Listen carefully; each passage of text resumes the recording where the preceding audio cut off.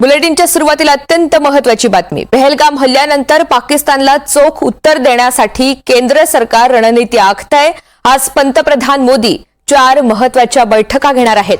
पहलगाम संदर्भात मोदींच्या कॅबिनेटची बैठक होणार आहे। या बैठकीमध्ये भाजपचे सर्व मित्रपक्ष हजर राहतील। मित्रपक्षांसोबत होणाऱ्या या बैठकीमध्ये महत्त्वाचे निर्णय घेतले जाण्याची शक्यता आहे। दुसरीकडे पंतप्रधानांच्या अध्यक्षतेखाली सकाळी 11 वाजता सीसीएस बैठक होणार आहे। पहलगाम हल्ल्यानंतर दुसऱ्यांदा सीसीएस बैठक होतीये। या बैठकीमध्ये सुरक्षा तयारींवर चर्चा होऊ शकते।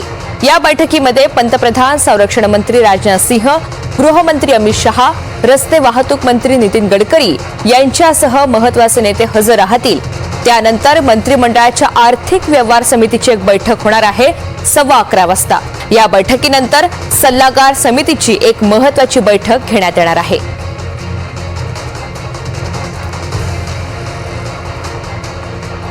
रामराजे शिंदे आपल्याला दिल्लीत या सगळ्या संदर्भातली अधिकची माहिती देणार आहेत। रामराजे, पहलगाम हल्ल्यानंतर आता पाकिस्तानला चोख उत्तर देण्यासाठी केंद्र सरकार ही मोठ्या प्रमाणावर रणनीती आखतंय। आज या 4 महत्त्वाच्या बैठका होणार आहेत। काय महत्त्वाचे निर्णय आज होतील?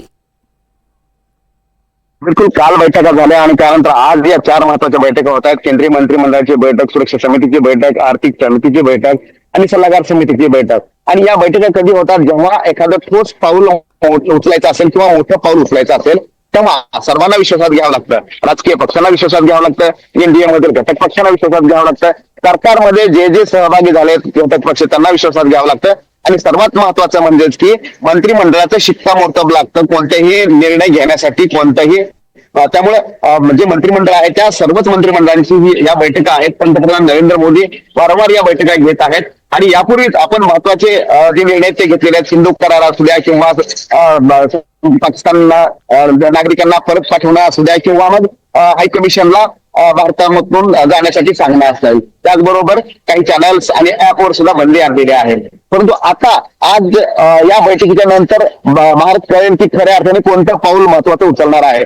कारण जनरेटा जो आहे तो पाकिस्तानला एकदा धडा शिकावा अशा प्रकारचा जनरेटा आहे। त्याच्यामुळं त्या संदर्भामध्ये कोणता महत्वाचं पाऊल उचललं जाते का ते बघावं लागणार आहे निश्चित। आणि त्याचमुळे आज महत्त्वाचे मोठे निर्णय हे अपेक्षित आहेत।